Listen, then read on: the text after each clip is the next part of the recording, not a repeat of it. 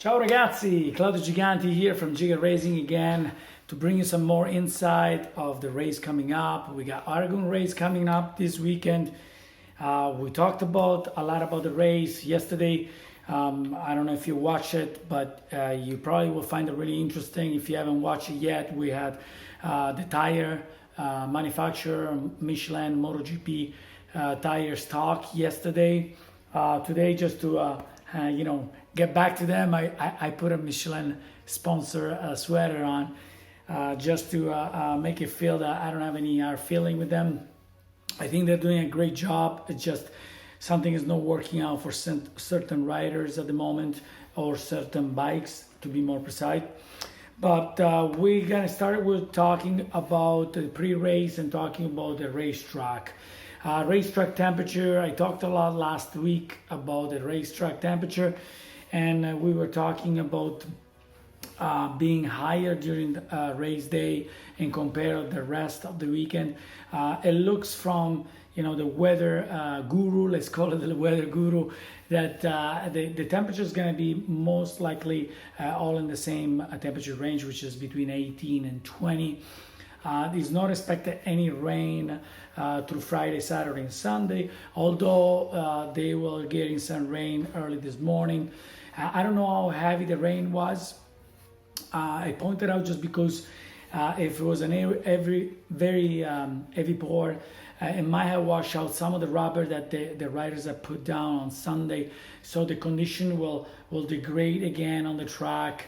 And I will say we'll go back to like Friday afternoon free practice 2 kind of grip, which will be okay anyway. That's what they started last week, and I don't think it's going to be a problem. A few gossip through the week. We had somebody I think tweeted some criticism towards Valentino Rossi, saying that, I don't want to mention who, but anyway, saying that a MotoGP rider shouldn't go to a birthday party. Apparently, there is no sure funds saying that that's why he contracted or he was exposed to the coronavirus. But Valentino Rossi apparently went to a birthday party, and that's why some people criticize that he contracted coronavirus. He shouldn't be going to birthday parties since he's a MotoGP rider. I strongly believe that everybody's entitled to their own life. It is being very stressful this year because a lot of back-to-back races. So we can really criticize somebody to have, is in their personal life. We can expect the riders to be able to perform and don't have any kind of downtime where they can enjoy and relax. And it's hard to do it without seeing anybody else. Apparently, I just heard a rumor that Ucho, Valentino Rossi's right hand, he also contracted the coronavirus, also in self-quarantine. That covers that. Also, there was a few rumors about Marc Marquez that needed to go for a second or third surgery for his arm. Honda just did just not too long ago today a press conference saying that that's not the case. It's just a rumor. There is no surgery expected for Marc Marquez again. Sorry, that's my ringtone for my messages. Ducati motorcycle going by. That's my messages. Sorry about that. So let's we talked a little bit about markets. Luca Marini, rumors about Luca Marini coming to MotoGP. Apparently, the deal is signed with Avintia, but the last decision comes to Tito Rabat. Tito Rabat last week was saying that he didn't want to do any more talk about it, no interviews about it. Didn't want to talk about his next year future until this season is over. But then I believe it was yesterday he declared that he doesn't want to think about it, but he has a signed contract. So he has a signed contract for next year. So it's up to Tito Rabat if he wants to stay on MotoGP, he can stay in MotoGP. And we all know that Tito Rabat brings money pays Avinti Ducati in order to be able to ride with Avinti Ducati. So Luca Marini, if he was coming to Avintia, he would have to pay anyway. So he would have to bring some money as well, because Avintia wouldn't accept to lose the money from Tito Rabat if another rider wouldn't brought it in. Okay, I don't know in which form they would brought it in, if it would be like a real support from a VR46, or if it would have been like informal sponsorships. That I'm not aware of. Okay, let's talk about the riders that are going to be competing this weekend. We're going to see back, I think, the Yamahas. The Yamahas are going to be coming up strong again. The temperature is going to be on the operation temperature that they worked last weekend prior to Sunday. So we're going to see Viñales, Quartararo, and Morbidelli being really, really strong again. Obviously, Valentino won't be there. There were rumors that maybe Jorge Lorenzo was going to replace Valentino Rossi, but in the last test that they did in Portugal, Lorenzo, it was 4.5 seconds slower than other test rider on a MotoGP. So obviously it's not up to the pace to be able to compete on MotoGP at the moment. It wasn't expected, and I don't think Lorenzo is thinking about coming back.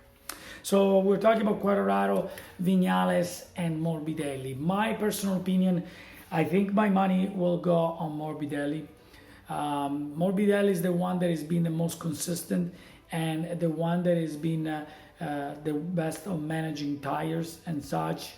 And Viñales will be my second choice, and Quartararo will be my third choice. Quartararo, if things are not going perfect with the bike, he's kind of lost. He loses his motivation. He's not a problem solver from what I can see from my point of view. Instead of Morbidelli is the one that is the most cool and composed.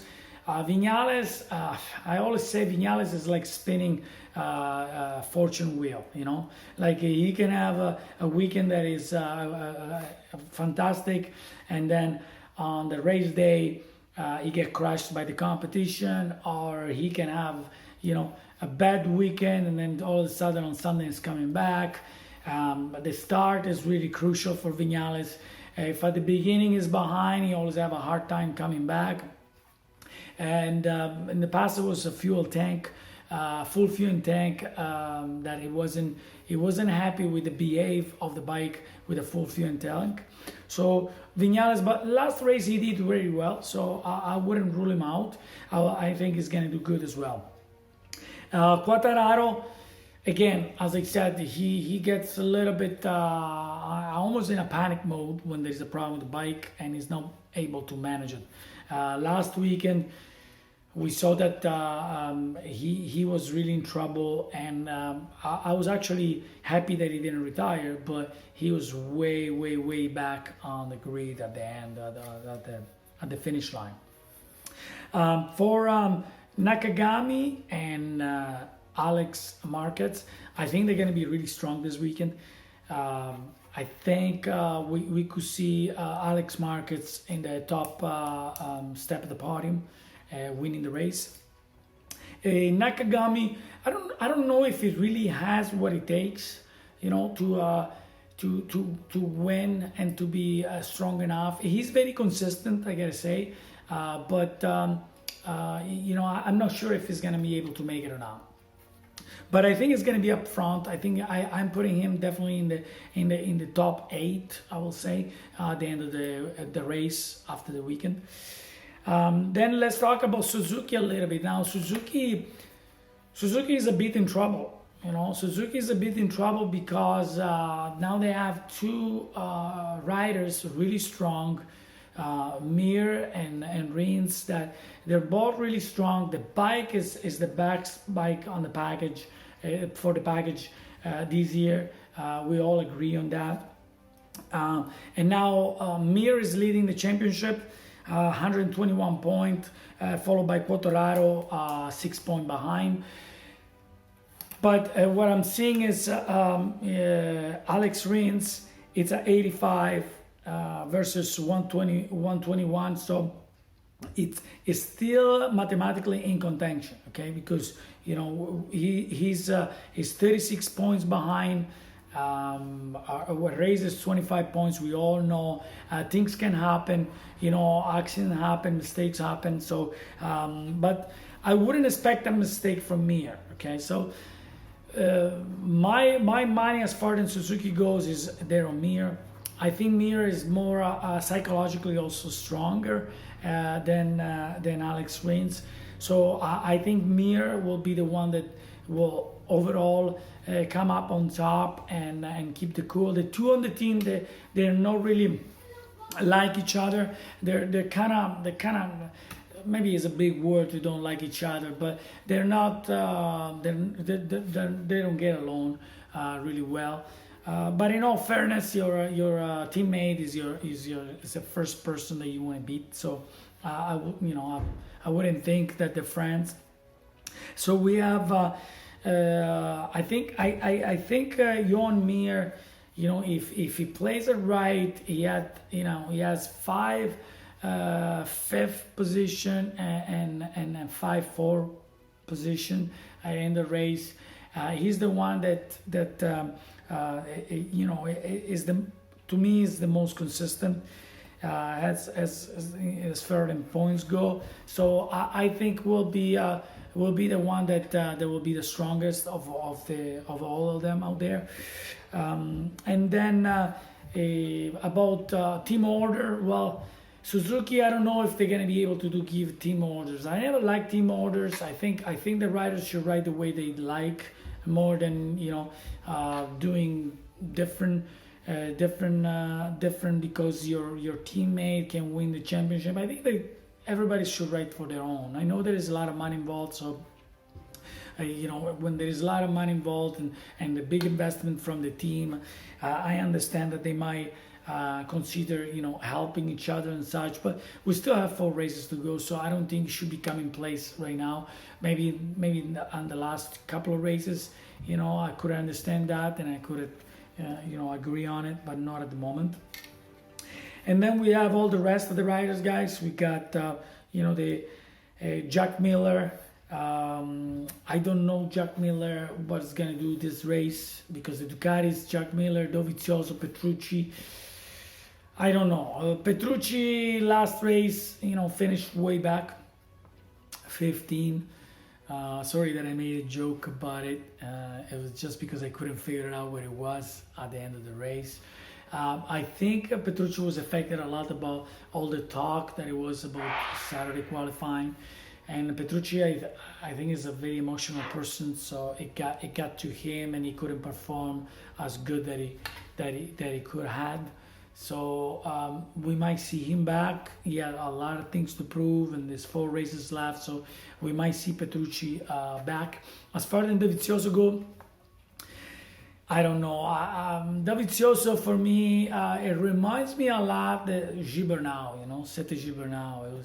It was there, but it was never really able to win a championship. So I don't know if it has what it takes to win a world title, Dovizioso. And people say, oh, it's been the anti-markets. Well, to be honest, the bike, the most complete bike in the last few years, I think it was the Ducati. This year, we can't count this year, but up to this year was the Ducati. And markets, it's I will say almost unbeatable. You can put markets on a tricycle and he will win a race. I know he won't, but it just say like he's so strong. It's just he can ride over problems. That's why Honda, even last year, all the other riders were not doing that great, and Marquez was only one winning races. It's because he can ride over the problems. So going back to Dovizioso, I don't know. I don't think if they find a solution to make tire works. I hope I'm wrong. I like Ducati, like you all know. But I don't know if they're going to be able to come back. And then going down to the list, we got Carl Crutchlow. I haven't mentioned it before. I think Crutchlow is he was really good on qualifying. I think his weekend was good. If he's feeling better with his arm, and due to the temperature now, the temperature is going to be better. I think we're going to see Crutchlow. I will say on the top 5. I put my money on Crutchlow as well. I think he's going to be on the top 5. Pecco Bagnaia, no, I don't know, guys. Pecco Bagnaia is. It's at the beginning of the season, it was great. We all got excited, and then all of a sudden it was a bit of a disappointment. Now he's not finding the right setup on the bike, and this year everybody's so close. That was one thing that I like to talk about. Everybody is so close. You know, we're talking about half a second, and 10 riders in half a second. It's very close. So the smallest detail on the bike, the smallest mistake from the rider makes a big difference. So I don't know if we're gonna see him. Johan Zarco, same thing with him, and all the way back to the bottom of the we got Pol Espargaro. I'm not expecting much from him. I like to see Beck Binder. Binder, I think at the beginning of the year was good. I don't know, KTM had lost the right direction. They kind of have to press the reset button and kind of start a little bit over again and go back to older setups and see if that will work. But that brings us down to Bradley Smith. I don't know much about it. Tito Rabat, again, always at the back of the pack. And then we'll see for all the rest. Okay, guys? Thank you for watching the video again. Please subscribe to the channel to get more info. Tomorrow we're going to talk about the first day of practice, so please don't miss out that video next to the tomorrow video if you want to catch some good scoops and good news. Thank you for watching. Subscribe to the channel, like it, and put any comments, even if they're not the greatest. I always read them all. Okay, guys? Thank you so much. Ciao ragazzi, and have a nice day.